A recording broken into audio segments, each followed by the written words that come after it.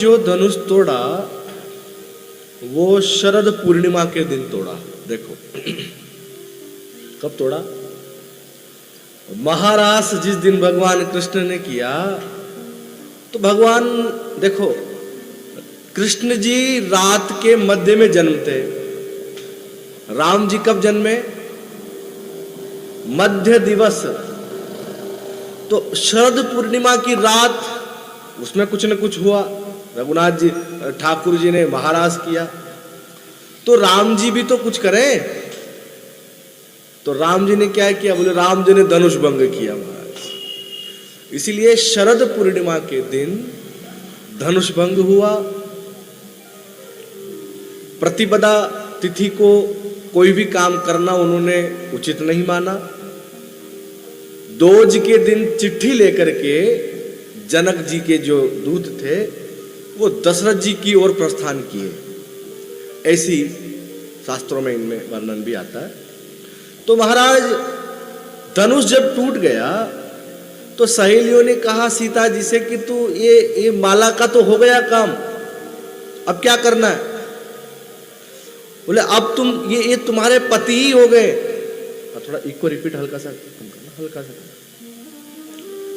अब ये तुम्हारे पति हो गए तो क्या करना है? बोले इनके चरण छुओ। हाँ, आजकल क्या हो गया है, पत्नी पति के चरण छुए ऐसा दिन तो साल में एक ही आता होगा। अच्छा, ईमानदारी से। हाँ, करवा चौथ भगवान ने बढ़िया बना दिया, नहीं तो पति के चरण छूने का एक दिन भी नहीं आता। वर्तमान की परिस्थिति बता रहा हूं ईमानदारी से। हाँ, अंत में तो करते होंगे नित्य, लेकिन हम जिधर उधर कल्चर थोड़ा हमारा उतनी परंपरा, लेकिन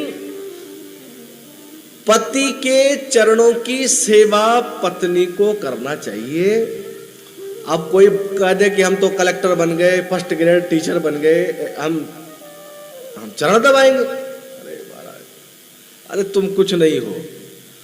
इस संसार में सबसे बड़ा धन संपदा अगर किसी के पास है तो हमारे भगवती लक्ष्मी जी के पास है। अब लक्ष्मी जी को देखो, लक्ष्मी जी क्या कर रही है? अरे देखा है कि नहीं देखा है भगवान लक्ष्मी जी का चित्र नारायण के साथ? क्या कर रही है? चरण सेवा।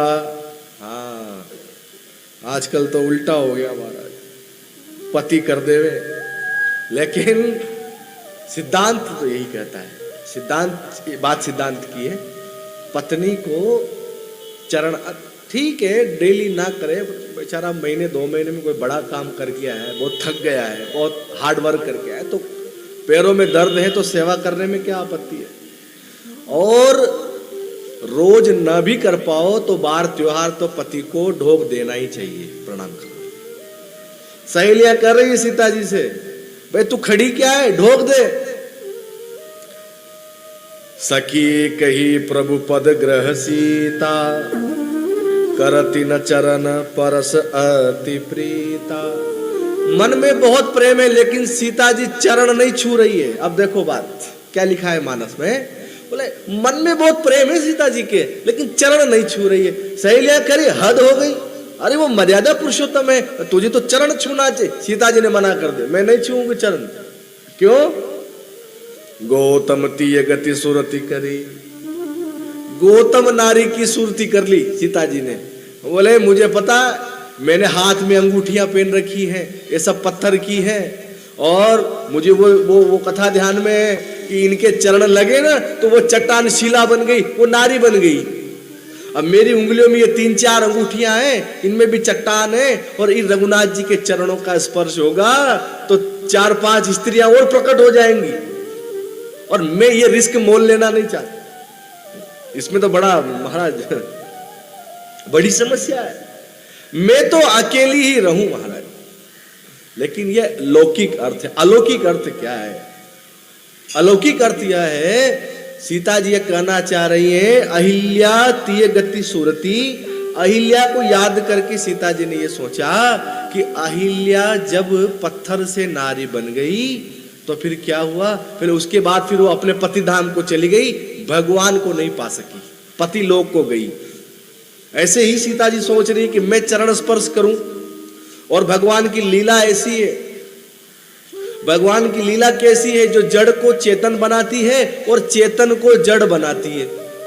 इसका मतलब भगवान ने पत्थर को तो नारी बना दिया, अब यह भी हो सकता है कि ये मुझे पत्थर बना दे, यह भी तो हो सकता है, क्योंकि भगवान की जो लीला है वो अचिंत्य है।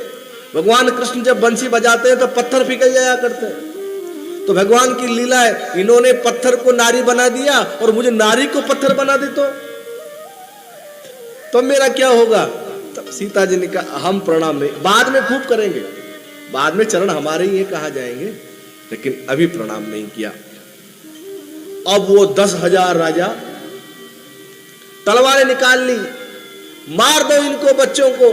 यही होता है समाज में, जब किसी व्यक्ति, कोई व्यक्ति जब भक्ति को पाने लगता है तो समाज के लोग उनको पागल समझने लगते हैं, ये पागल है, इनका बहिष्कार करो। ये जो समिति के लोग आयोजन कराते हैं दिन